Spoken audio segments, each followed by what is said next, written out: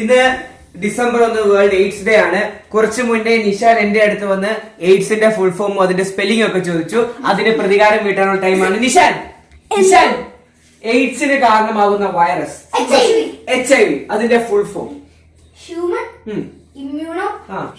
Immuno വെറും virus ആണോ? അല്ലല്ല, അതിന് അവിടെ ഒരു വാക്കുണ്ട്. HIV പ്രസന്റ് ഇല്ലാത്ത. അതെ, എയ്ഡ്സിലുണ്ട്, പക്ഷേ HIV ഇല്ല.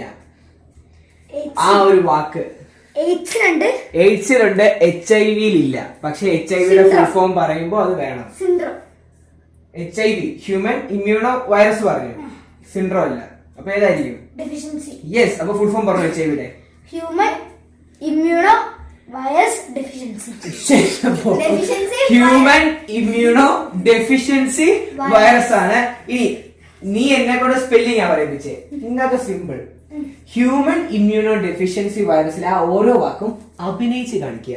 രണ്ടുപേർക്കും ഓരോ വാക്ക് വീതം അഭിനയിക്കാവുന്നതാണ്. ഓക്കെ, ഹ്യൂമൻ ആരാ അഭിനയിക്കുന്നത്?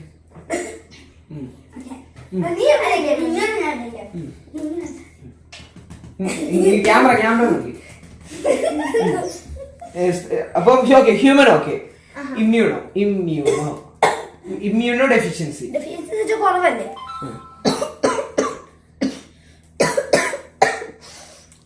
ഓക്കെ, ചുമ നിർത്തി. ഇനി അഭിനയിക്കും.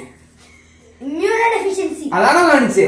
ആ പോട്ടെ, ഇമ്മ്യൂണോ ഡെഫിഷ്യൻസി. ഇനി സിൻഡ്രോം കാണിക്കും. വൈറസ് ആണല്ലോ. വൈറസോ എനിക്ക് കാണിക്കും. വൈറസ് കാണിക്കും.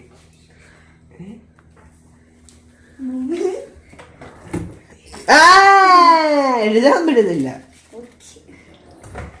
ഞാൻ കാണിക്കട്ടെ. കാണിച്ചു തരാം. വയർ.